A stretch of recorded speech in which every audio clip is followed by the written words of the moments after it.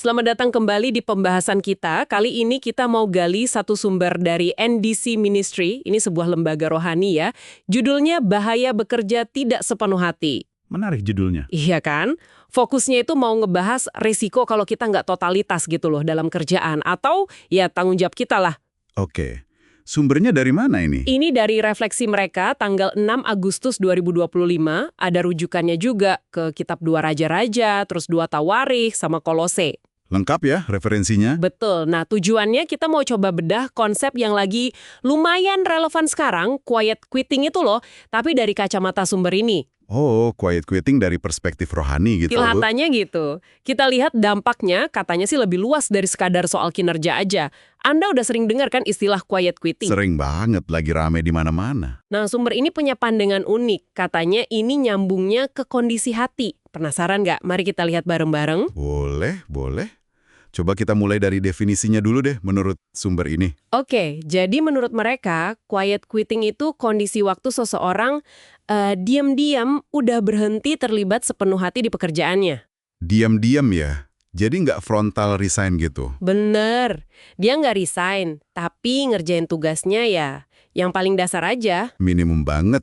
Nggak ada effort lebih, nggak ada ambisi, semangat, Persis. minim inisiatif, dan yang paling ditekankan sama sumber ini, tanpa melibatkan hati. Itu intinya.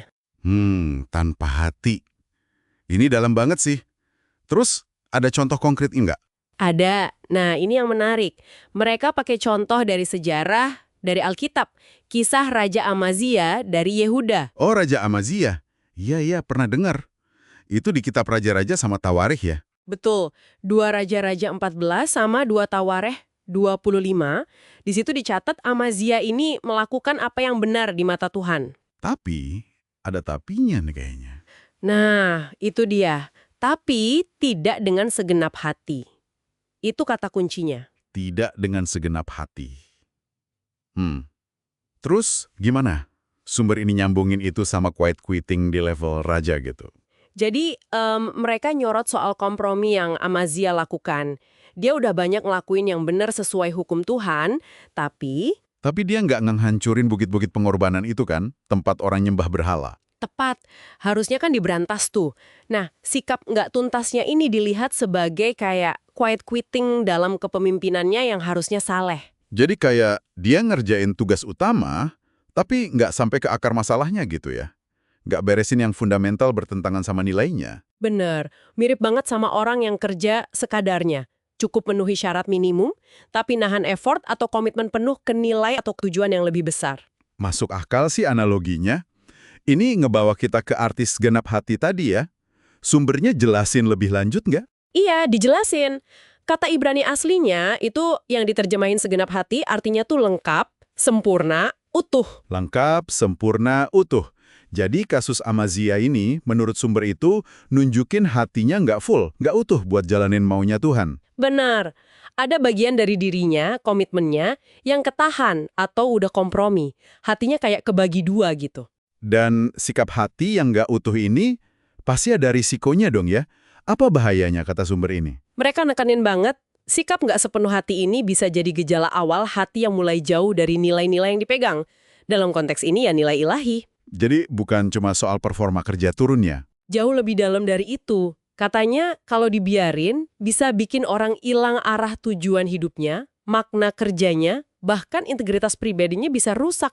Wah, ini serius sih. Menyentuh karakter sama arah spiritual ya. Banget. Terus gimana dong ngadepinnya? Sumber ini kasih perspektif nggak? Kayaknya ada hubungannya sama cara kita melihat kerjaan itu sendiri. Nah, bener banget. Mereka ngajak kita lihat nasihat Rasul Paulus di Kolose 3 ayat 23. Kolose 3:23. Bunyinya gimana tuh? Intinya, kita diajak ngelakuin apa aja, kerjaan apapun itu, seperti untuk Tuhan dan bukan untuk manusia. Wah, ini mindset shifter ya. Jadi kualitas kerja kita mau itu rumit atau simpel kayak cuma data entry, nyapu, itu dilihatnya sebagai ibadah. Betul. Sebagai pelayanan buat Tuhan. Jadi yang dinilai utama itu bukan hasilnya atau pujian bos, tapi sikap hati kita pas ngerjainnya.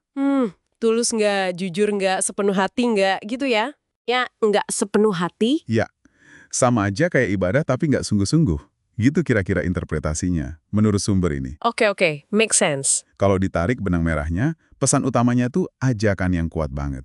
Kerja yuk dengan segenap hati. Totalitas. Seolah-olah kita lagi ngelayanin Tuhan langsung lewat tugas itu.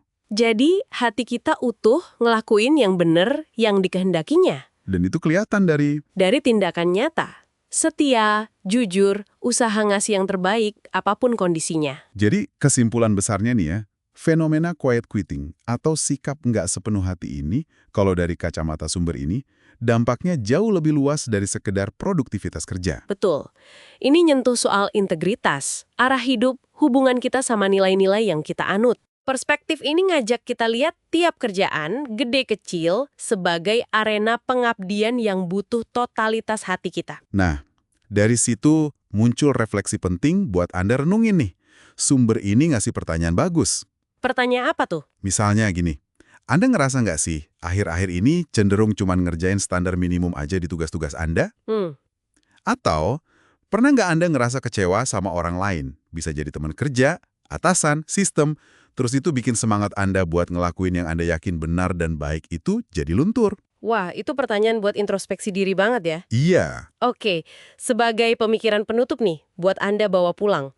Kita renungan satu kutipan dari sumber ini yang lumayan nancep sih menurut saya. apa tuh kutipannya? Yang paling berbahaya dari bekerja tidak sepenuh hati bukanlah dalam pekerjaan yang berhenti Anda lakukan, melainkan dalam identitas diri atau nilai yang berhenti Anda hidupi. Dalam banget itu. Pengingat tentang apa yang sebenarnya dipertaruhkan ya. Betul sekali. Sampai jumpa di pembahasan kita berikutnya.